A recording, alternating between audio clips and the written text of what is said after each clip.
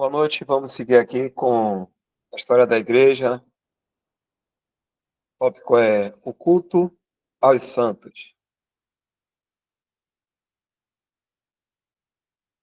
A origem da adoração aos santos pode ser considerada como coincidente com a adoração a Maria e como o fruto do mesmo solo. De fato, é a mesma coisa. O que difere é que Maria é elevada acima de toda a hoste de santos e mártires, por causa de sua santidade peculiar e sua grande influência no céu. A veneração era dada nos primeiros séculos do cristianismo àqueles que tinham fielmente testemunhado e sofrido por Cristo, sem dúvida levou à prática da invocação aos santos e de implorar os benefícios da intercessão deles.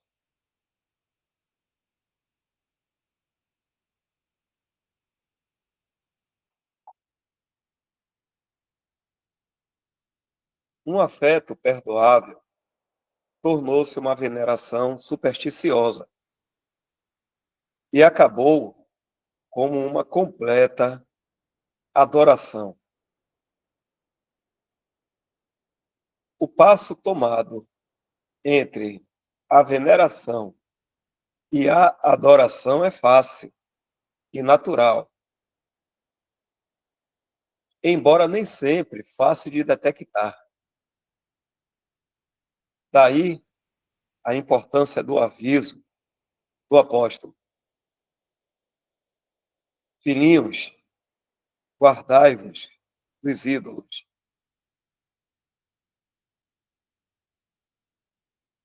De acordo com essa palavra,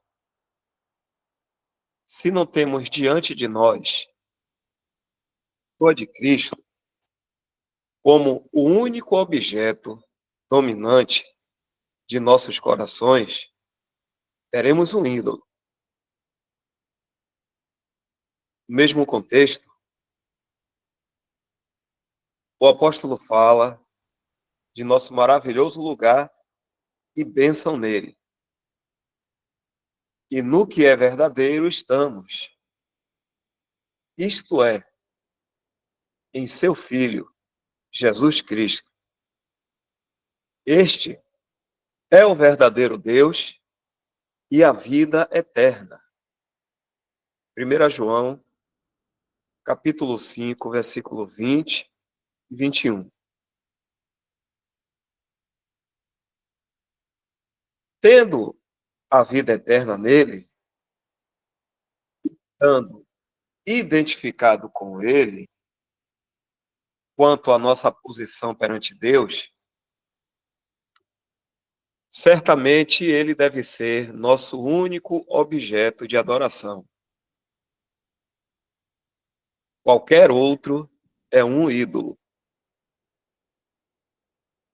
E até mesmo o melhor cristão corre o risco de pagar homenagem em exagero a algum mestre ou líder favorito.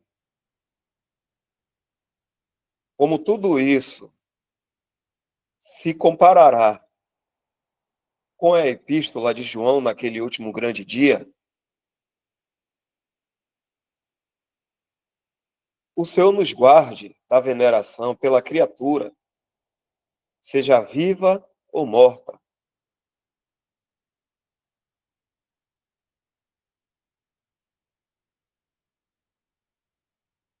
Um grande e influente sistema surgiu desses pequenos inícios, através da sutileza do sacerdócio, o que acaba por trazer enormes riquezas para a igreja.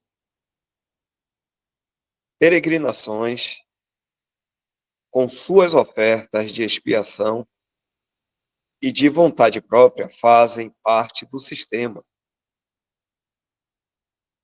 Em um período inicial, era costume realizar serviços religiosos com peculiar santidade no túmulo dos santos e mártires.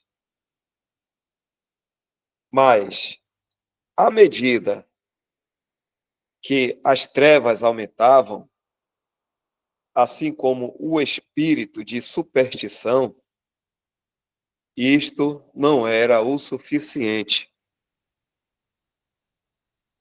No século IV, esplêndidas igrejas foram construídas sobre seus anterior, anteriormente humildes túmulos e até mesmo supostas relíquias do santo eram consagradas no edifício erguido em sua honra. Costumava-se afirmar que o corpo do santo miraculoso estava enterrado sob o altar-mor e de que havia uma eficácia especial na intercessão de tais santos. Isso levou miríades a esses santuários.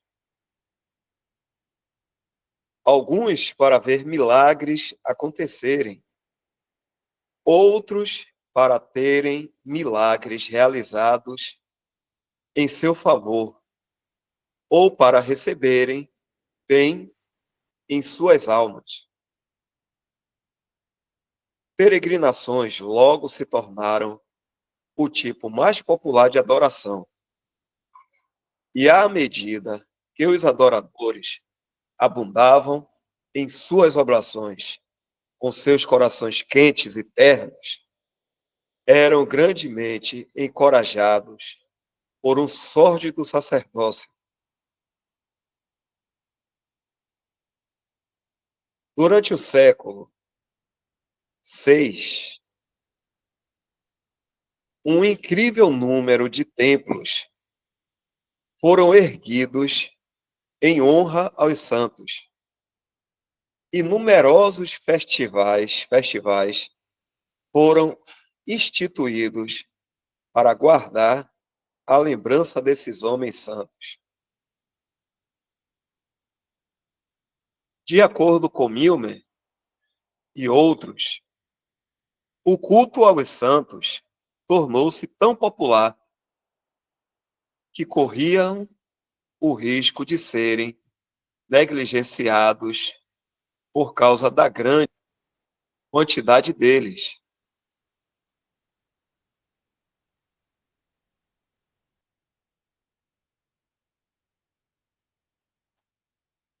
O calendário lotado não tinha mais dias para serem atribuídos a um novo santo sem colidir ou desapropriar um antigo. O Oriente e o Ocidente competiam entre si em sua fertilidade. Mas dos incontáveis santos do Oriente, poucos comparativamente foram recebidos no Ocidente, e o Oriente também desdenhosamente rejeitou muitos dos mais famosos a quem o Ocidente adorava com a mais sincera devoção. De qualquer modo, a multiplicidade dos santos testemunha a universalidade da idolatria.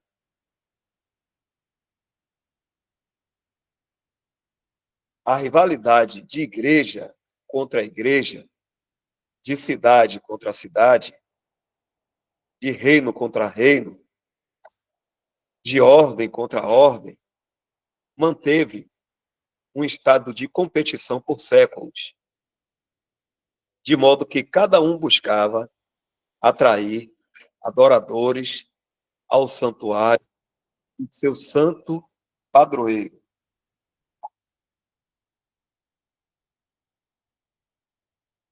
A fama de alguns novos santos celebrados, tal como São Tomás da Cantuária, diminuía por algum tempo o tráfego e lucro de outros lugares. Daí a necessidade de criar novidades frescas e excitantes por meio de novas descobertas de algo que viraria a maré em favor do novo santuário. Mesmo enquanto escrevo, setembro de 1873, é triste dizer, mas quase 1.000 peregrinos da Inglaterra estão a caminho, não com os pés descalços, como antigamente, para Ille-Monial, na França, a fim de se curvarem diante do santuário do Sagrado Coração, em honra da freira e Santa Margarida Maria de Alacoque.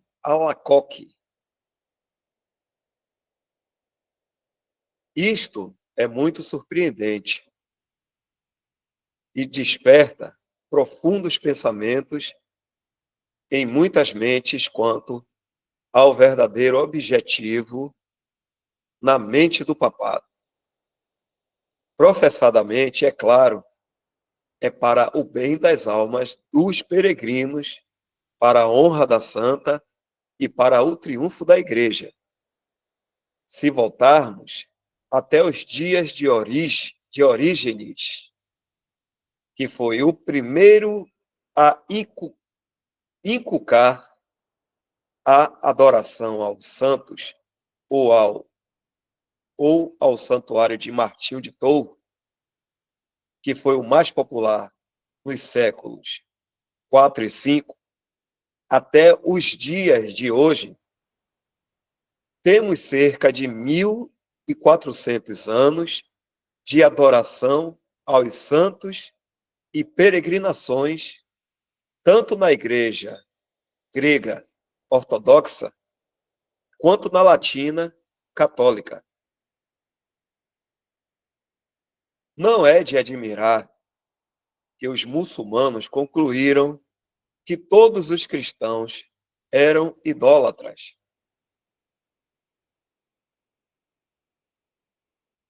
A maioria de nós conhece bem os nomes dos que podem ser chamados de santos universais, tais como os primeiros pais e os santos padroeiros dos reinos.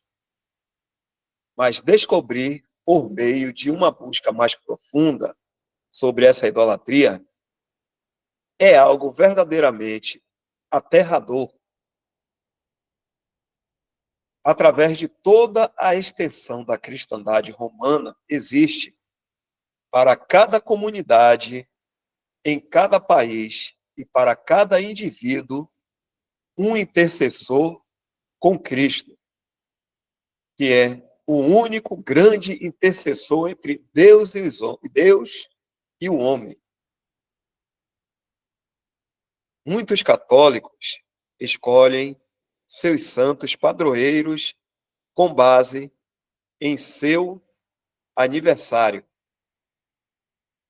o dia do santo e em que nasceram.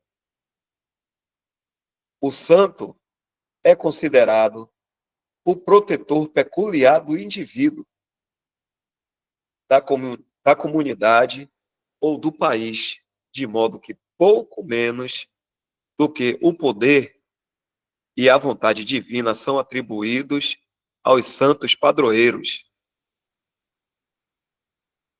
O argumento é que, tendo sido humanos e ainda possuindo simpatias humanas, eles são menos terríveis e mais acessíveis do que Cristo e podem exercer sua influência com ele para o benefício dos lugares e companheiros de sua jornada terrena.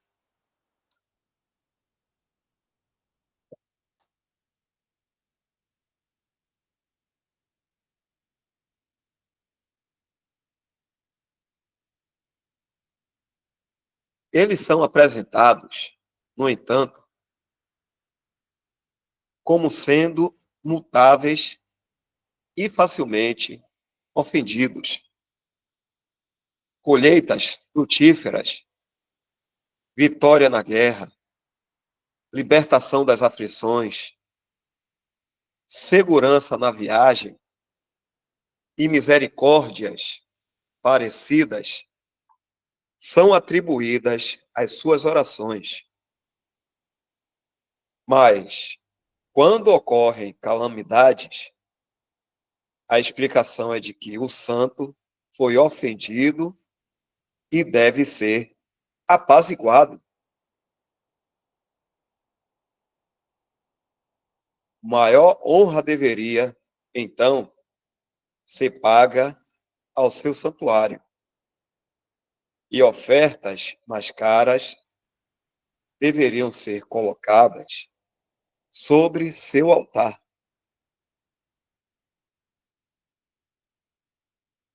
Rapidamente aqui, dentro dessa parte, né?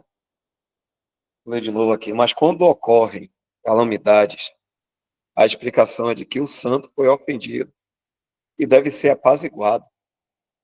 Isso é o que acontece no terreiro de Candomblé, e as pessoas fazem oferendas para apaziguar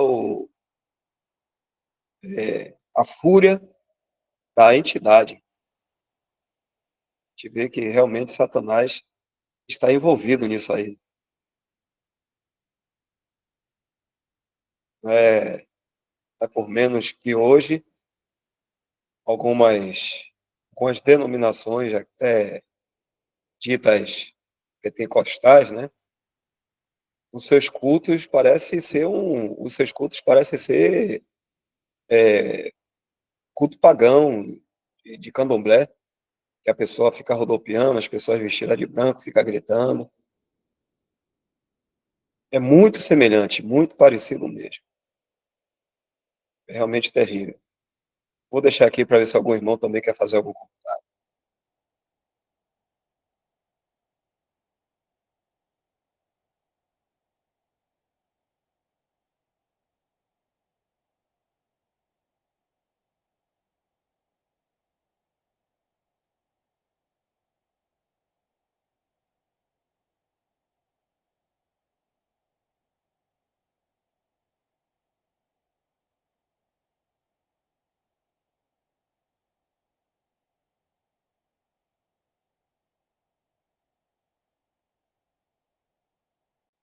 Outra coisa que o irmão fala mais acima é de que há também o risco, de uma forma muito sutil, da gente acabar se apegando tanto a um irmão, a uma pessoa viva também, a um santo, né, que pode ter uma grande eloquência, pode dar grandes explicações, essas coisas todas assim, e a gente se simpatizar muito por essa pessoa e também, de uma certa forma, acabar se apegando, começar de uma maneira muito sutil, é, idolatrar um irmão. Porque a gente já viu aqui que para a idolatria há muitas desculpas, né? Muitas desculpas. E a gente pode acabar também dando desculpas e dizer, não, eu não sigo tal irmão, eu não sou assim, eu apenas gosto do que ele fala, né? Mas, às vezes, o resultado a gente vê na vida, assim, no nosso comportamento, tipo, é, já vi pessoas, assim, cristãs, né, irmãos em Cristo, outros aí pode falar melhor, né, que participou de denominação, e dizer assim, eu vou no culto lá quando fulano de tal está. Eu vou no culto quando o pastor fulano está lá, porque eu gosto mais quando ele está. Eu acho boa a pregação dele. Esse dia tem muitas bênçãos, é muita bênção, essas coisas todas. Então, a gente dá essas desculpas, né, dizendo que simplesmente gosta. Na verdade, já está venerando a pessoa. E no dia que esse suposto pastor, às vezes, está, a casa lota, né? A casa fica cheia ao lugar. E quando ele não está, é outro menos querido, já não é a mesma coisa. Então, a gente também tem que tomar cuidado com essa questão, assim, de a gente se apegar muito a um determinado irmão. A gente tem que ouvir o que o irmão está falando, mas não se apegar à pessoa. Porque outros irmãos, até mais simples, podem falar algo tão importante quanto aquele irmão que a gente pensa que a gente vê eloquência nele. E o inimigo, ele está bem pertinho, querendo influenciar cada um de nós para que a gente tire os nossos olhares da pessoa do Senhor Jesus para sempre colocar no homem ou em algum outro objeto. Até aqui.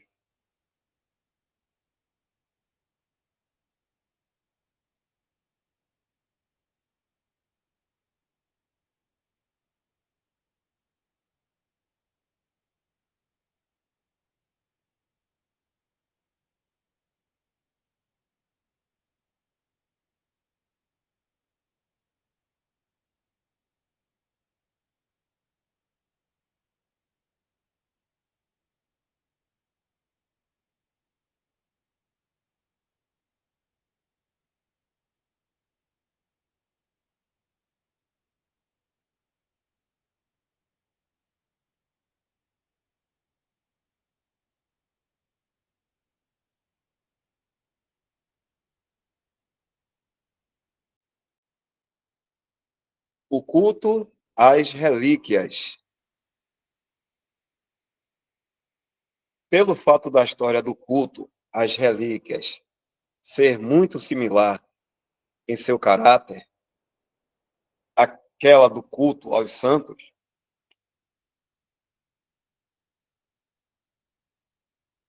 uma breve observação será suficiente. Sua origem é a mesma, a paixão e a fraqueza, talvez da nossa natureza, por guardar memoriais de pessoas amadas, foi usada pelo inimigo para trair os cristãos ao mais degradante tipo de adoração. Se argumentava-se o nosso gosto pelos memoriais da afeição humana. Deixa eu ler isso aqui de novo. Se argumentava-se o nosso gosto pelos memoriais da afeição humana é tão desculpável e tão amável, quanto mais deveriam ser objetos de sagrado amor os santos, a bendita Virgem e o próprio Salvador. Mas, por mais capicioso que possa ser tal raciocínio, não é nem justo, nem verdadeiro. A profunda ilusão, o poder satânico, e a terrível iniquidade da adoração a relíquias residem principalmente no fato de que a Igreja de Roma mantém a ideia de que há um poder de operar milagres inerente e irrevogável nas relíquias, e como tal, são usadas e devotamente adoradas, tanto pelo Papa quanto pelo mais baixo em sua comunhão.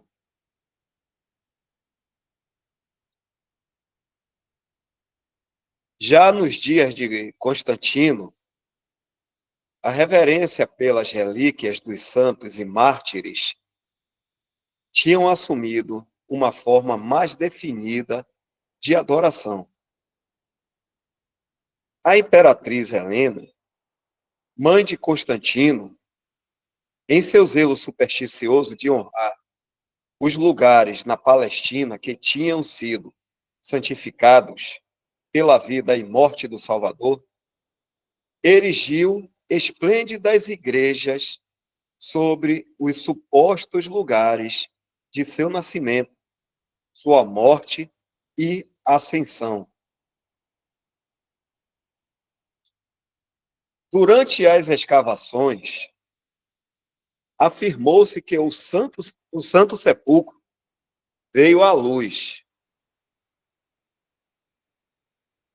e que no sepulcro foram encontradas as 3 cruzes e a tábua com as inscrições originalmente escritas por Pilatos em 3 línguas.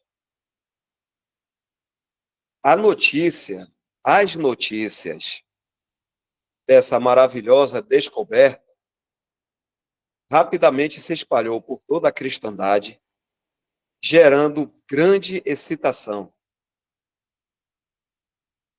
Como havia dúvidas sobre a qual das cruzes a tábua pertencia, um milagre decidira as reivindicações da verdadeira cruz. Singularmente, os cravos da paixão do Salvador também foram encontrados no Santo Sepulcro. Esses preciosos tesouros, como nem precisaríamos dizer, provaram ser um capital inesgotável para o comércio de relíquias. Partes da verdadeira cruz foram transformadas em crucifixos para os ricos, e partes foram consagradas às principais igrejas, tanto no Oriente ortodoxa quanto no Ocidente católica. Tão rapidamente se multiplicou os pedaços de madeira da cruz que logo podia-se fazer uma floresta a partir deles. Aqui é meio irônico aqui do irmão, né? É um absurdo. Essa é uma fraqueza nossa. A gente tem que se apegar ao que a palavra diz, com os 4 braços, viu? Tem que se apegar mesmo, porque senão... Vamos continuar aqui. A paixão pelas relíquias, que aumentara a cada século, foi grandemente nutrida pelas cruzadas. Muitos santos, antes desconhecidos, e inumeráveis relíquias foram tão introduzidos aos cristãos do Ocidente. Deixa eu ler de novo. A paixão pelas relíquias, que aumentara a cada século, foi grandemente nutrida pelas cruzadas. Muitos santos, antes desconhecidos, e inumeráveis relíquias foram então introduzidos aos cristãos do Ocidente. passando pela vasta quantidade de ossos velhos de santos de reputação e outras relíquias menores que eram trazidas do Oriente e que se tornaram uma importante ramificação do comércio de relíquias, notamos 2 ou 3 dos mais famosos. O principal entre eles era o Sacro Catino, bacia sagrada, um recipiente de vidro verde que dizem ser de esmeralda, trazido da Cesareia e venerado como tendo sido usado na última ceia. Outra relíquia de grande fama é a túnica sagrada de Nosso Senhor, encontrada em Argenteu,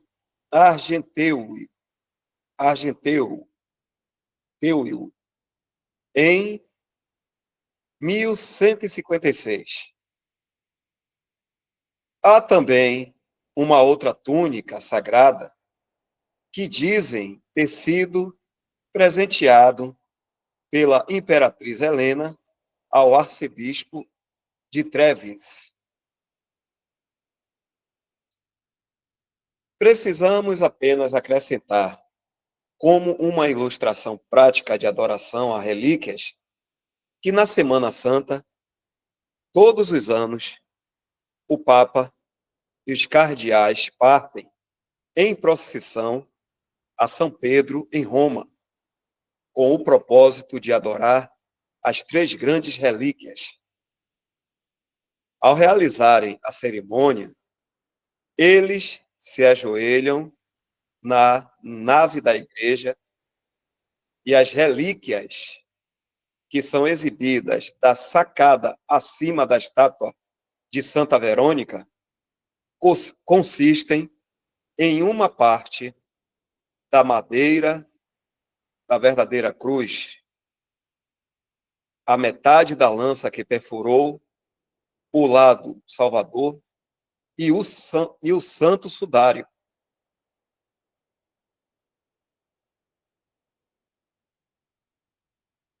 Esta última relíquia, o santo sudário, né?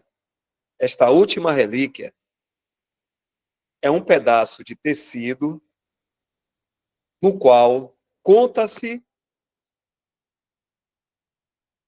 que Nosso Senhor miraculosamente imprimiu seu semblante e que tinha sido levado à Itália para curar o imperador Tiberíades quando afligido pela lepra. A cerimônia acontece em silêncio solene. Externamente, nenhum ato de adoração é mais profundo na Igreja Católica Romana. Poderia a loucura, podemos perguntar, ou o absurdo, ou as fraquezas humanas, ou o poder satânico serem elevados a uma altura maior? Pois para que homens de educação, e em muitos casos, homens de cultivo e piedade, possam se curvar na mais profunda adoração diante de um pedaço de madeira quebrada, de uma lança quebrada e de um trapo pintado, só pode ser possível sobre o princípio da mais solene cegueira judicial.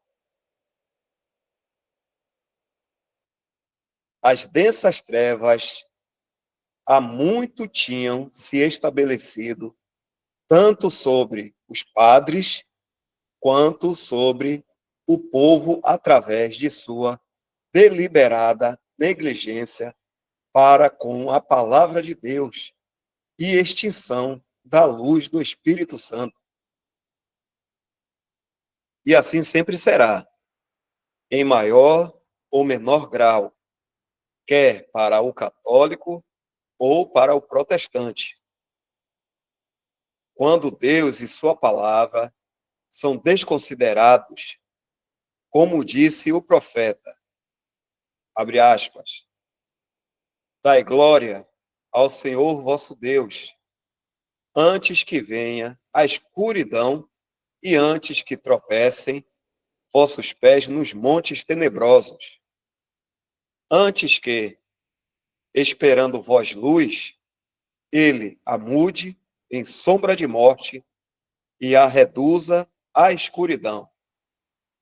Isso aqui é um versículo, verso. Jeremias 13, 16. Nota do tradutor. O tradutor não pode confirmar se tal prática ainda continua a ser realizada dessa maneira até os dias de hoje. Aqui é o número 4, né? Deixa eu ver se eu vejo aqui.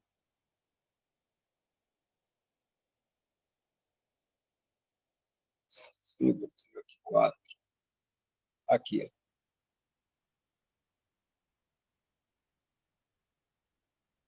Ele fala dessa parte aqui.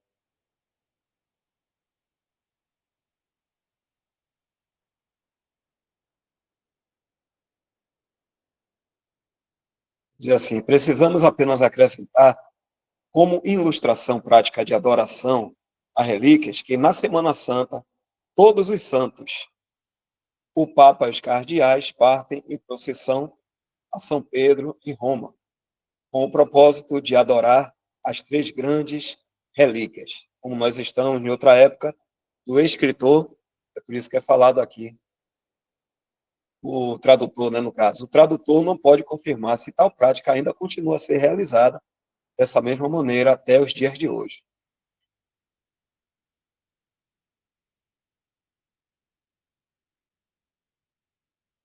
Deixa eu ver até onde vai aqui. Purgatório.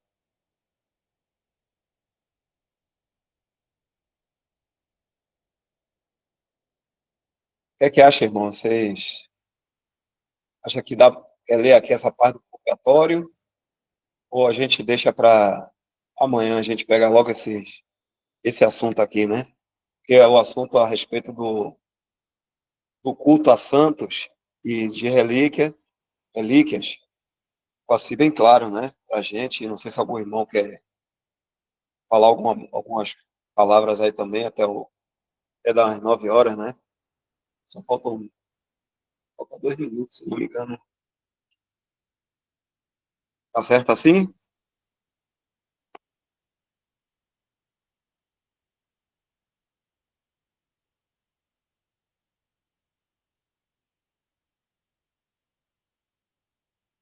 Então, ok. Meu irmão falou até agora. Eu só quero dizer que, como Paulo disse, né, aos anciãos de Éfeso, foi a primeira igreja a ser apresentada lá em Apocalipse também, no capítulo 2, como tendo perdido não, deixado, melhor falando, né, deixado o seu primeiro amor. Paulo, ele fala aos anciãos de Éfeso, anciãos, né, de Éfeso, recomendando a Deus, que é poderoso para edificar, e a sua palavra. Então, nós temos primeiro Deus em oração, e temos a palavra de Deus sempre. Precisamos tomar cuidado com a questão de nosso gosto, que é uma fraqueza nossa. Ah, eu gosto de tal irmão, eu gosto de ver tal irmão falando. Esses resultados a gente vê até entre nós também, em reuniões que a gente faz em lives, e outros tipos de reuniões que são feitas por cristãos, por irmão reunido ao nome do Senhor. E a gente vê certas situações em que aparece mais gente quando está um determinado irmão. Quando o irmão não está, essas pessoas não aparecem. Cada um que está aqui ouvindo sabe muito bem, pode ser assim, esse tipo de coisa.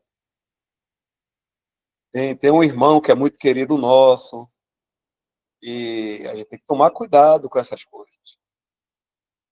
Tomar muito cuidado mesmo, porque é a palavra de Deus é que vai estar nos edificando. Cada um que está aqui, a gente deve julgar, né? Com certeza, tais irmãos que estão reunidos ao nome do Senhor, que tem que são simpatizados por outro, com certeza não gosta nada disso, né? Ser seguido dessa forma. Pode ser até seguido pela internet, mas não seguido quanto a pessoa dele colocando como se fosse algo de gosto da nosso sentimento cristão, né? Então, irmãos, a gente deve tomar cuidado. Todos os irmãos que estão aqui, quem vai estar ouvindo também essa live, sabe muito bem o que está sendo falado, e a gente vê aí o resultado que se dá na nossa vida, em massa, a gente desprezar a palavra de Deus. Ainda que algum irmão fale muito bem da palavra de Deus, muito bem, mas nunca deve ser trocado. A palavra de Deus nunca deve ser trocada por nada. Ela sempre em primeiro lugar em nossa vida para nosso guia, nossa orientação. E Deus é que nós devemos ir em oração. Deus, se a gente quiser saber alguma coisa, a gente tem que contar com Deus, com nosso Senhor Jesus Cristo, o nosso Deus e Pai, para que a gente verdadeiramente aprenda aquilo que é verdadeiro. Parece chover no molhado, mas é assim. E muitas vezes a gente está esperando a explicação de alguém, de algum irmão. A gente esquece de que Deus é que vai abrir a nossa mente para que realmente a gente entenda. Então, não adianta a gente ficar apegado a uma pessoa se Deus realmente não nos der luz. Até aqui. Dá um tempo aqui se algum irmão vai querer falar alguma coisa, senão a gente encerra.